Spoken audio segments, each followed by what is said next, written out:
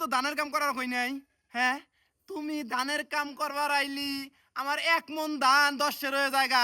ধান তুমি সেটটা ফেটটা শেষ করে আলাও, ধান ছেঁড়া বেড়া করে আলাও, ধান আমার পরিষ্কার হয় না, ধুলাবালি দিয়ে শেষ হয়ে জায়গা।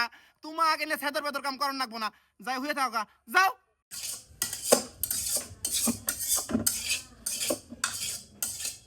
মা দেন আমি তরকারি রান্ধি।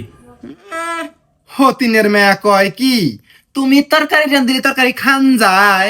হ্যাঁ, গেদা খাইয়া বমি করতে করতে বাঁচে না, অবাগরে তরকারি 3 দিন খাইলি আমিও বাঁচবো না।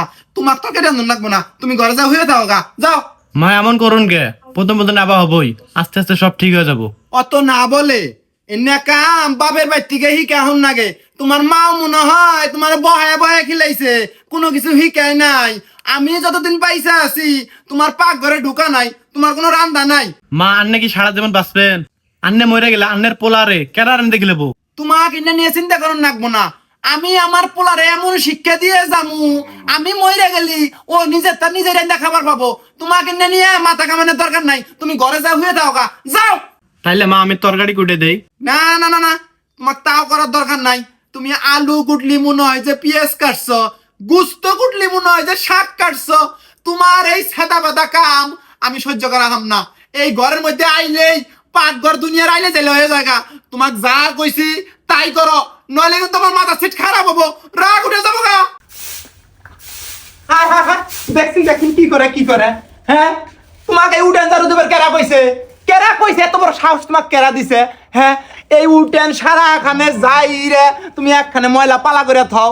জিনু যারো উনারও বেশি করে ময়লা হয়, তুমি আরো কামাইলে জেলে করে দাও। তোমাক যা কইছি তোমার কানে কি কথা ঢুকে না? হ্যাঁ, তোমাক কই নেই ঘরে যাও, হয়ে থাও গা, তোমাক কোনো কাম করার লাগবো না। আমি ভাতটা রাইতে তোমাক ডাকমু, তুমি খালি গদগদ করে খাবা আর যা হয়ে থাকবা। আজ হয়ে থাকা নামও নাই, মোবাইল টিপো গা, যাও।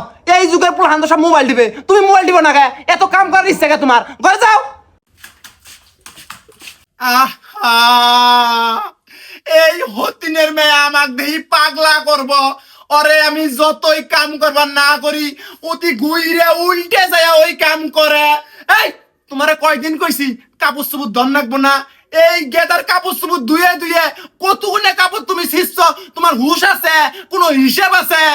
এই দেহের মধ্যে যতদিন পর্যন্ত এক ফোঁটা রক্ত আছে, এই সংসারের কাম সব আমি করবো।